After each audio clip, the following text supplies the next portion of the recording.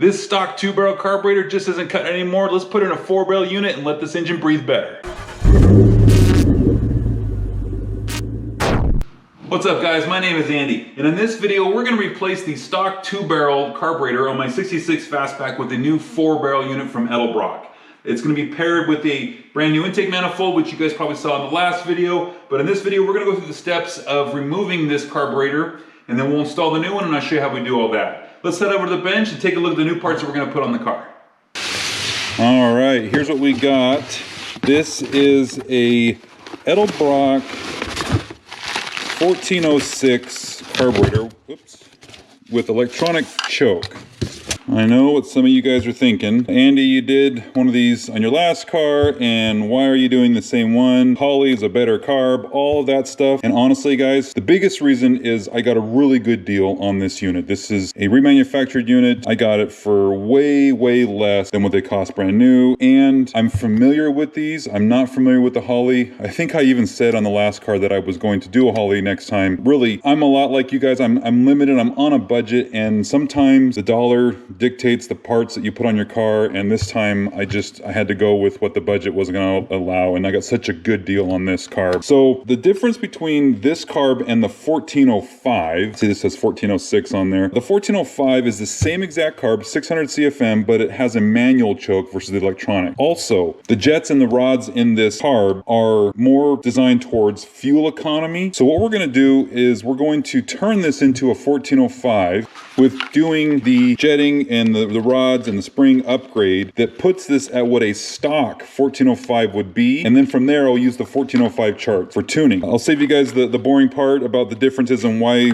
you know, what sizes everything are. Here's the part number for the jets, part number for the springs, and I don't recall the part number for the rods, but I'll put it up on the screen, or the sizes. And we're going to put those in here. That'll turn this into a 1405 carb, and then I'll use that chart for tuning down the road. Also, this one comes with a gasket for underneath here, as well as the gasket that goes up on top here. The only thing that this doesn't include in this kit is the stud that goes in here for the air cleaner, and then I purchased one of those Phenolic urethane spacer pieces. I don't know if I need it or not, but we've got it just in case. And then the nice thing is this thing also came with gaskets for the spacer and whatnot. We'll be able to take a look at that and see if we need to use it, and if not, no big deal, but we do need all the rest of these parts to make this thing work. So from here, let's go ahead and start uninstalling that carburetor and then get ready for this new one. So the first steps to get this out of here is we're gonna go ahead and get the air filter out of the way, and then we're gonna start disconnecting the various linkage pieces over here, and then we'll come on the other side and we need to start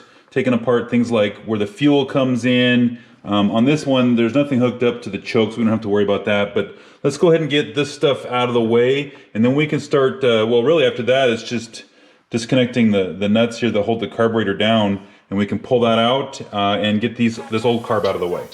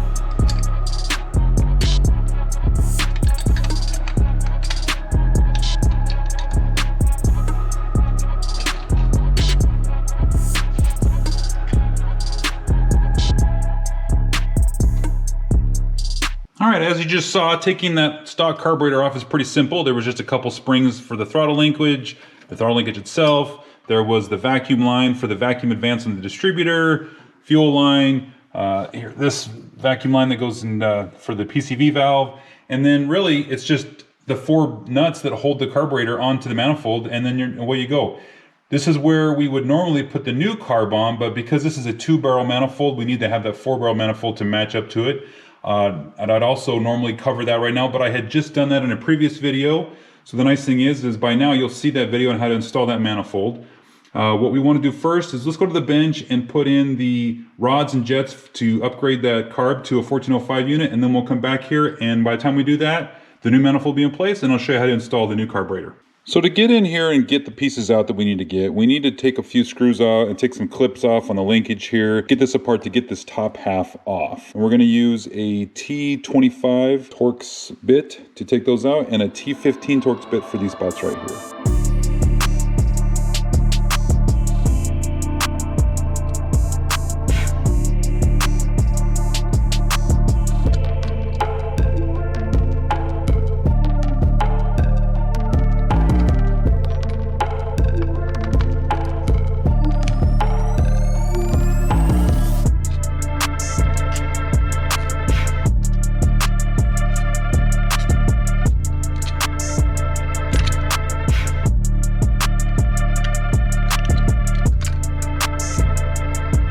All right, the first thing we're going to go after are the jets down here on the bottom of this side and the bottom on this side. And what we need to do that is just a standard screwdriver, and we can unscrew the jets inside there.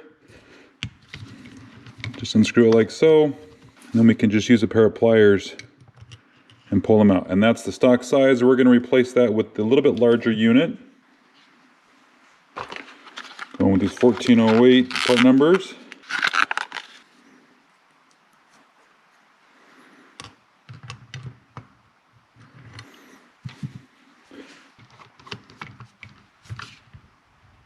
And same thing on this side.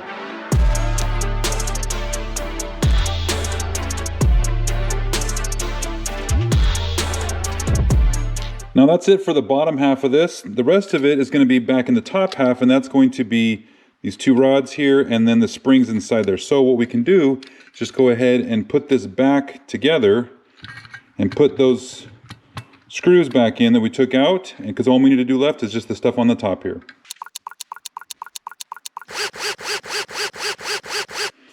So when taking these tops off, you have to be a little careful because they are spring loaded. So what you can do is just loosen this up. You don't have to take that screw out all the way. And you can just pull this to the side, and now you can get access to the rod and the little plunger system that's in here. Okay, so what we've got in here is this is the stock rod. We're going to replace this, and there's a little spring holding it in place here. So what you do is if you just press down on the spring, it's kind of hard to see the camera here, but there's a little spring retainer that's holding that in place. You can pull the rod out, and we'll put the new one in. Here's the larger one. You just push this little spring that's on top of here, just push it out of the way, slide this in there, and let the spring kind of catch on the shoulder of the new rod. Then we can set this aside. We need to get this spring out of here.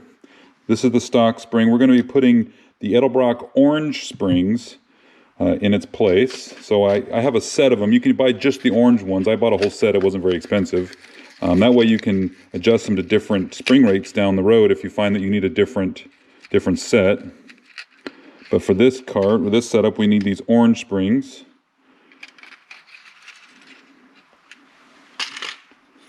So we'll go ahead and place the orange ones down inside here. We'll place the new rod down, and there's a little hole down inside here that this fits inside, and to make sure the spring gets captured up inside of this cap here. And you can just push it down, slide this tab back over, and then go ahead and tighten it with a T15 screwdriver, Torx 15 screwdriver. And there, that side is done. Now I do the same thing on this side.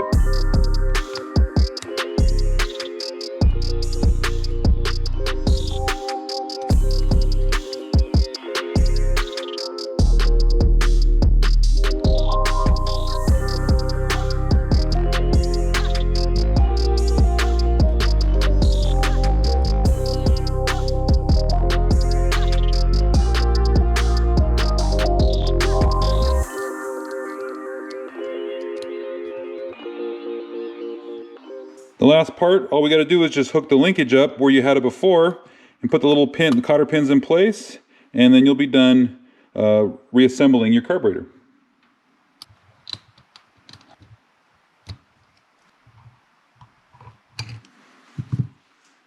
You'll want to go ahead and keep all of these stock pieces. You're not likely to put them back in the car or back in the car, but you want to go hold on to them because you never know if you might need them. And then the last thing you want to do is just double check that that everything works right, that everything still functions the same as it did before, that you didn't misalign any of the linkage pieces when you're putting it back together.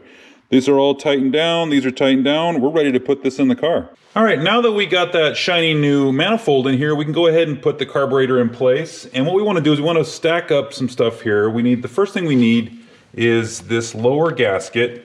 We'll put that in place, and that's just going to separate.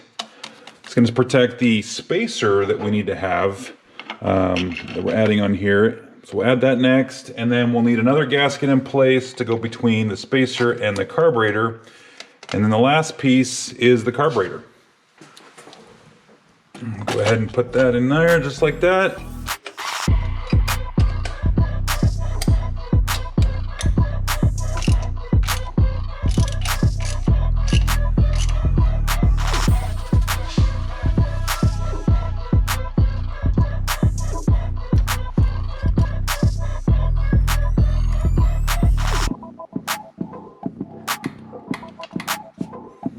Normally this is where we would hook up the throttle linkage and finish this little part out here. However, I'm missing the piece that's going to connect this to the carburetor, so I need to get that ordered. But that's okay because the rest of the stuff I can't do, you know, with these vacuum lines, it's going to come from here over to here. I don't have that hose, and then the distributor, I've got that vacuum advance line that would hook up here, but I don't have the distributor in because I got to do some more stuff.